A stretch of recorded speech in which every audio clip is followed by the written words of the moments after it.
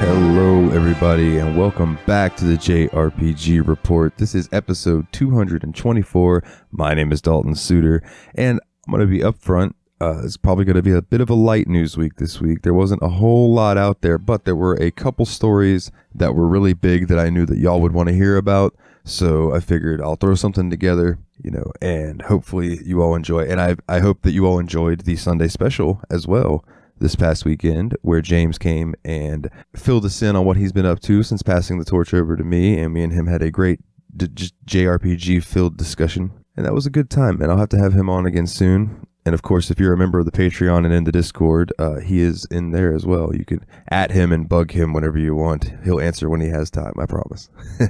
But all of that out of the way, let's go ahead and get into some news this week with Dragon Quest Treasures. Publisher and developer Square Enix and developer Tosei have updated the Japanese official website for Dragon Quest Treasures, with information on the game's story, world, and characters. A story overview is Eric and Mia, best friends and siblings who live on a Viking longship, are one day whisked away into another world by a pair of mysterious spirits. The world called Draconia is a legendary land where the 7 dragon stones and many treasures lie in wait. In a realm full of monsters, the siblings embark on the treasure hunting adventure they have always dreamed of. In Draconia, where the game is set, it is made up of islands with various climates, each inhabited by a wide variety of monsters. Eric and Mia, who gained the ability to communicate with monsters of this world through the power of the Dragon's Dagger, will befriend the monsters that inhabit this land and grow together while collecting the treasure waiting to be found there. And of course, Eric, the inquisitive, energetic, cool boy who lives on a Viking longship, and his younger sister Mia,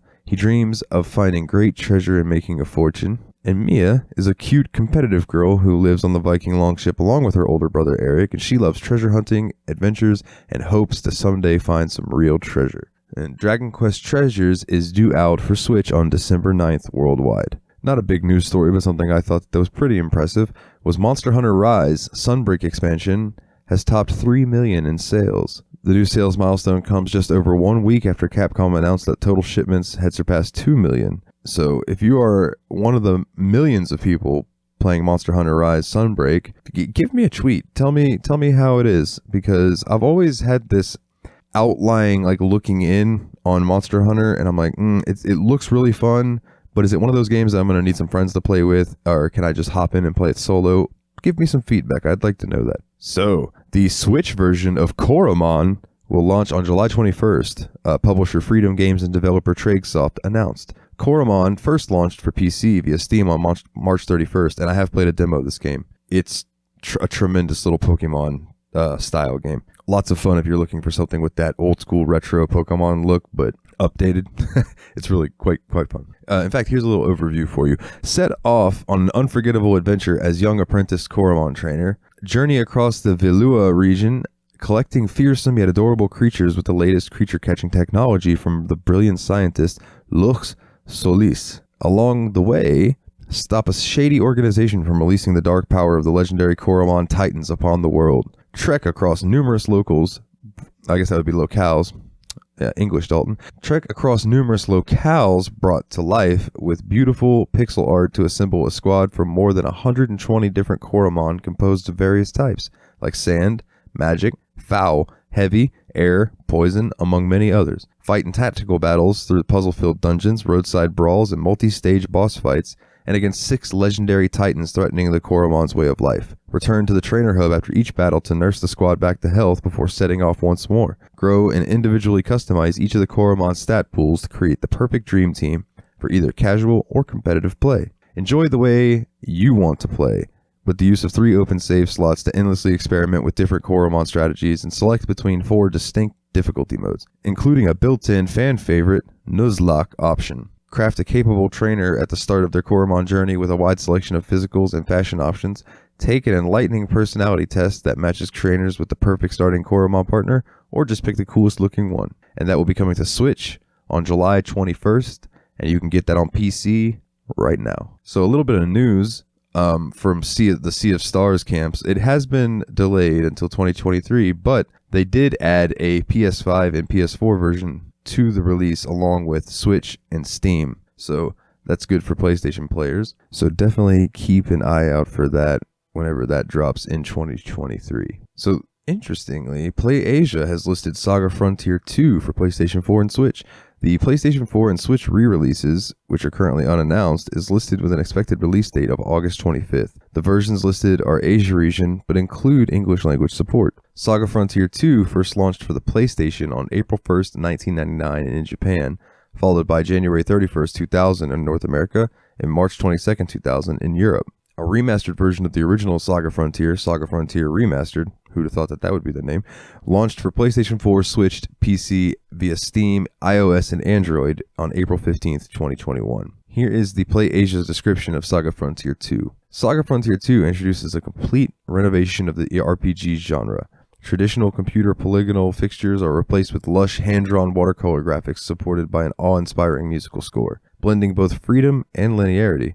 This title utilizes multi-scenario systems, giving players unparalleled freedom in choosing which scenario they want to play, while other scenarios crisscross with one another. Complementing this feature are 3 innovative battle modes: Duel, Team, and Strategic. Depending on the model selected, the player can control an individual character, a team, or several units to fight in battle, bringing depth and precision to the combat sequences. So I'm definitely going to be keeping my eyes out for that.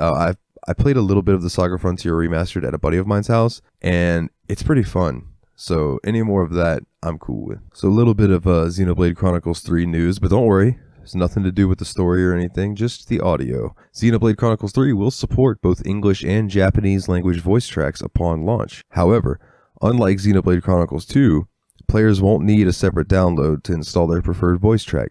Instead, the initial Xenoblade 3 game install is dual audio. This means that it contains both the voice tracks and will let you choose your preferred voice language from the outset. So that is pretty cool. That was just a little thing that I saw. I just thought, being able to have that choice, if you prefer, the Japanese language with the English subtitles, or if you like English with the subtitles or no subtitles, or whatever you prefer, you're going to be able to have that. And that's just super cool to me. It's beneficial for Xenoblade Chronicles 3 to have dual audio options for voice acting. And after all, not every user has unlimited access to internet bandwidth, and that they may not be in the position to visit the eShop to queue up, an additional download. And you don't have much longer to wait. Xenoblade Chronicles 3 will release on the Nintendo Switch July 29th, 2022. All right, I know I said it was a short episode, so here is the big meat on the bone, and let's go through the Final Fantasy news, because there is some decent stuff out there right now. So, the Square Enix blog is continuing its series of retrospectives on the development of Final Fantasy VII Remake. The latest installment covers Final Fantasy VII Remake Chapter 4. While Final Fantasy VII Remake is in large part a retelling of the original Final Fantasy VII, it takes extra time to expand on Cloud and the party's adventures in Midgar. As a result, the game does feature a significant amount of new content that expands on moments in the first iteration of the story. The blog delivers insights and comments on the chapter's development from scenario designer co-director Motomu Toriyama, game designer co-director Naoki Hamaguchi, facial director Akira Iwasawa, music supervisor Keiji Kawamori, sound director Makoto Issei, battle director Teruke Indu, and senior assistant producer Yuma Watanabe. Final Fantasy VII Remake Chapter 4 is titled Mad Dash. Oh, spoilers. If you have not played Final Fantasy VII Remake, this is spoilers for the Mad Dash section of the game. Just fair warning to you. Final Fantasy VII Remake 4 is titled Mad Dash and is notably all original to Final Fantasy VII's story. It takes place the night before Avalanche is to destroy Shinra Mako Reactor 5. While Tifa and Barrett rest, Cloud is approached by Jessie, who proposes a secret midnight outing to Jessie's parents' house in Midgar proper. Tagging along are Biggs and Wedge. The party gets into a running battle with Shinra's bike soldiers as well as with Roche, a soldier member. According to Toriyama, Final Fantasy VII Remake Chapter 4 was created with the objective of fleshing out the relationship between Cloud and Avalanche. In the original, Avalanche members besides Barrett didn't get much screen time or personality. In a remake, though, players get to see the characters' quote-unquote private relationships and better empathize with them as the connection they've built. It also helps illustrate the connection between Barrett's Avalanche cell and the larger Avalanche organization. Hamaguchi revealed that Roche was originally intended to be a generic Shinra soldier, operative that acted as a boss for the G-Bike section of the chapter. However, the team felt it would be fun to have the boss recur for a second major encounter of the chapter, as the 7-6 Annex facility. It was then the team gave him a distinct personality, integrating him into Final Fantasy VII Remake Chapter 4's story.